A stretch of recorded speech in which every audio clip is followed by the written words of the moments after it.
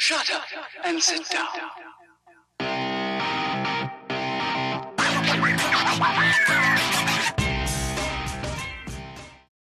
What's up, Squids? Today we are trying something new, Dakar 2018. Right, we're going to tackle this world-famous rally raid on the motorcycles. Man, I might have to go for Honda. Or do I want Andrew Short, Ricky Brabec? Try to get Ricky Brabec his first win. All right, Ricky, let's go. Let's do it, Ricky. We'll do competitor. Ooh, man.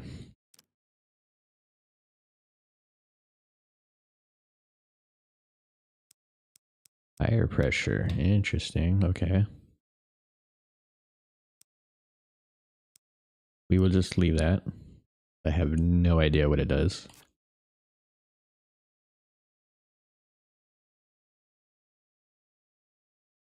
All right. 35 Ks. These are all the stages in the rally. All right. Pisco 1. Lima to Pisco. Why are they showing a car? A bike here. All right, Ricky. See what the CRF 450 rally can do.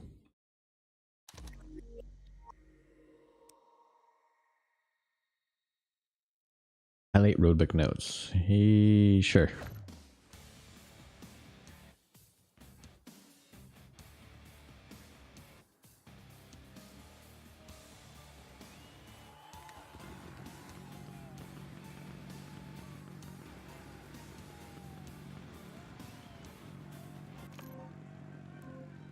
All right, so if you're not familiar with the Dakar, it's a rally that's held once a year.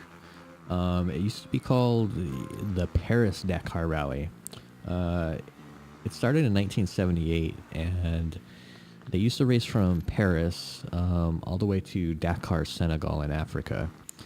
I've been watching this rally every year, at least since the late 80s or 90s, when I first found out about it and when I could catch it on TV back in those days. But the idea is these competitors, there's motorcycles, quads, UTVs, semi-trucks, cars and trucks, and buggies. But they have to follow a road book. You'll see that down in the right-hand side there. And you got to do these you got to find waypoints with your GPS, and then once you find them, you get validated, and you can go on to the next waypoint, and you got to follow those headings. On the bikes, it's really difficult because you're by yourself. You don't have a co-driver telling you where to go. Trying to look at your road book at the same time. It's very difficult. Yeah, so for you U.S. fans of Dakar, there's never been an American winner of the Dakar on the bikes. There's been lots of good guys that have tried. When I've started watching, or at least the first real American I remember was Chris Blaze. He was, I think, 2003, I think, maybe. He got third place. Oh, no, I'm sorry. 2007, he got third place. And then he had a back injury when he was training. So that was shot. We had Jonas Street. He raised, I even did his fundraiser, bought a t-shirt. And, and then we had Kurt Caselli. So if you guys know Kurt Caselli, he is a great American off-roader. He passed away, I want to say, either during or training for the Baja 1000, and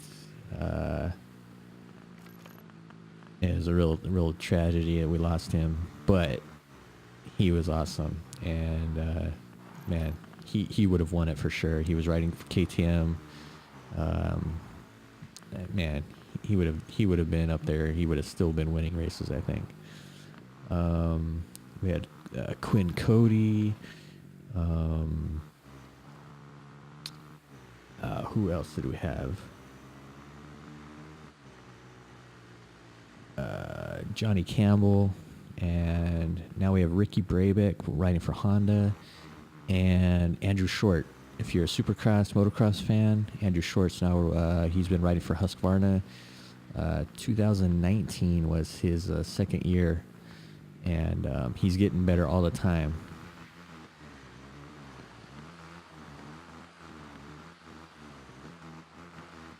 Yeah, so back to the game here. Like I mentioned, you got to follow these road books to get to the waypoints. So you're just not going flat out all the time, and it's very tough. I mean, this is my first stage, and I have no clue what I'm doing. So the waypoint's validated. So at that, now I'm supposed to go to heading 262. I'm sorry, 172. I'm already all screwed up, I think. Yeah, and I'm trying to get through the waybook to find out where was I supposed to go. I'm totally lost. I have no idea where I'm going. So this is very common in the real Dakar. I mean, these guys, navigation is one of the biggest problems. I mean, all these guys are top class, you know, elite riders in the world. But they get lost following the road book. So what they do a lot of times, they'll look for tracks of other riders. There's a rider off in the distance there. I'm trying to follow him to see where I went wrong. I could follow him to the waypoint, but that's the thing. You have to validate that waypoint with the GPS. So I did, but I screwed it up somehow. And now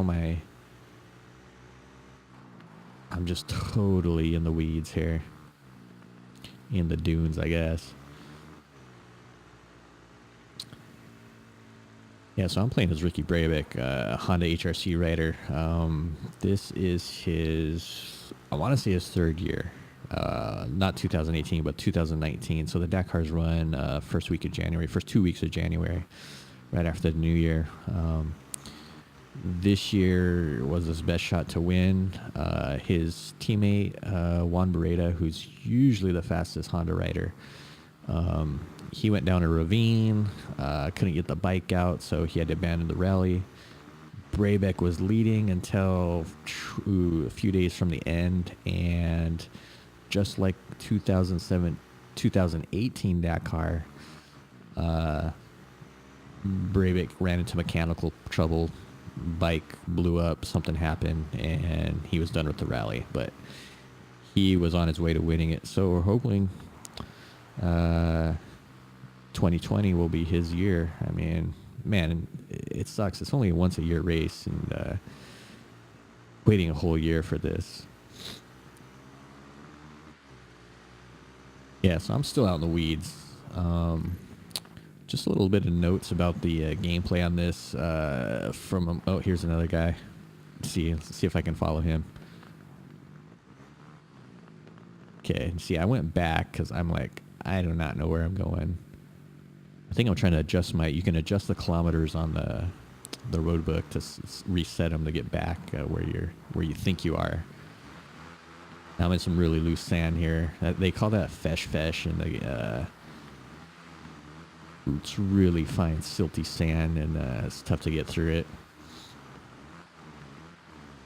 It's really weird. What I was trying to mention about the physics and the handling of the bikes on this are coming from something like Monster Energy Supercross 1 or 2. I mean, the bike physics, I would say, are terrible in this game. That doesn't mean I'm not enjoying it. This is the first stage that I've done, but man, it could be so much better if you had Monster Energy Supercross physics or MXGP physics on this game, riding the bike. It would be so good. But it's weird because you're right. I'm using an Xbox One controller. My right thumbstick is the camera control. And I'm like, I don't really need to look around. I guess maybe you do if you want to look around and see the hills and stuff.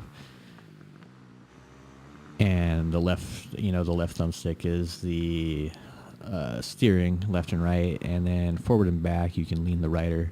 It seems like leaning back does help get a higher top speed if you're just going flat out. And man, see, I'm still lost trying to find this waypoint. I know there is the palm tree right there. I can try to find that, follow that arrow on the compass road at the compass at the top. But I've missed it. I'm 300 meters away from it. There we go. Okay, now I'm supposed to go 291 degrees to 21.8 Ks. All right, let's see if I can find my way.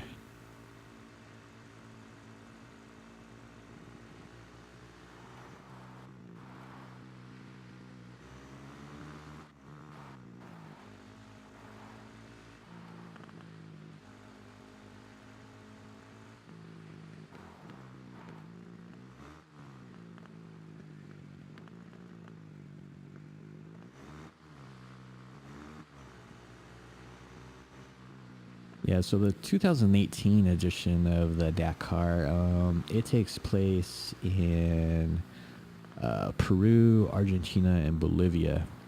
So I think after the 2008 rally was canceled, there was security threats in Mauritania and in Africa, and then so 2009 they switched it to South America, and every edition since then has been in South America. South America's been a good host for the Dakar. There's so many dunes in Peru and all over the place there. It's a good substitute for Africa, but man, I would love it to go back to Africa someday, just because that's the history of it, and that's what I remember it. That's why I started watching. It's like these guys are going from Paris. They go down to, they cross down to Africa on a ferry usually. And it was just the adventure of it. I guess, Africa's always considered like this, last great adventure, wild place. But South America is a good substitute. Just with the security threats in today's world, it's sad. I mean, what are you going to do?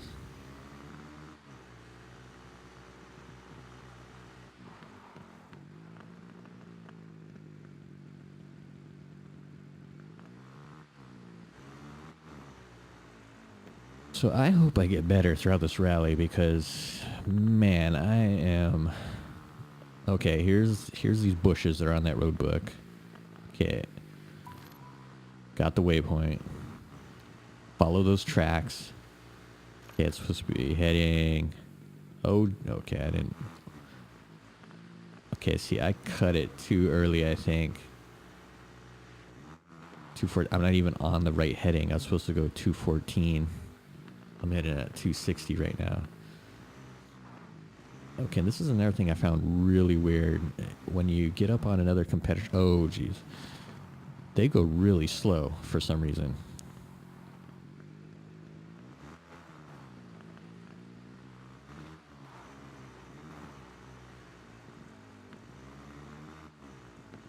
Yeah, so all the bikes are 450s. 2011 is when they introduced that rule. Before that, even after they went to 450s, KTM still has dominated this race for quite a while.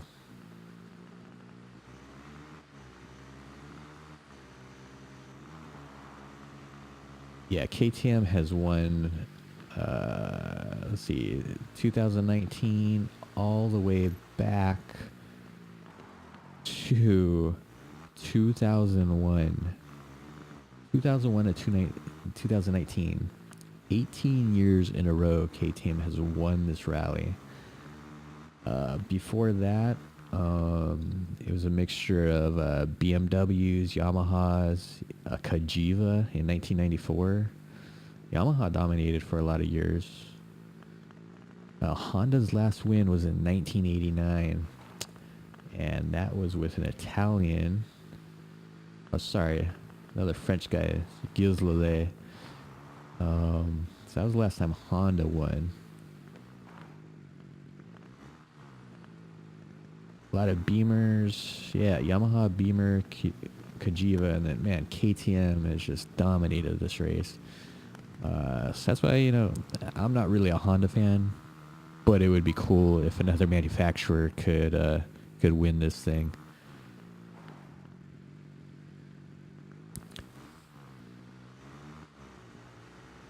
Yeah, and right about now, I'm thinking I maybe should have started in the car class, so I'd have a co-driver to help me navigate. Man, could you imagine this on your own? Okay, got a waypoint. 292, and see, I'm all screwed up. I was supposed to go to 292, I think, and I totally jacked it. For some reason, I'm thinking I'm supposed to be going down 184 down to this village. Nope, I am totally wrong.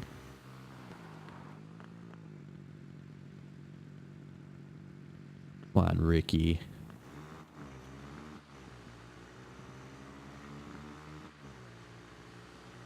I know the finish line's right there.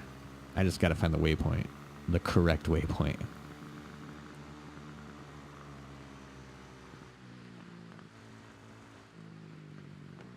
So if you miss a waypoint, you can get penalized. So we don't want to incur a penalty. Okay, hit the next to last waypoint. Right, we're going to the finish. All right, we did it, guys. That was very tough. I was in the weeds for quite a while.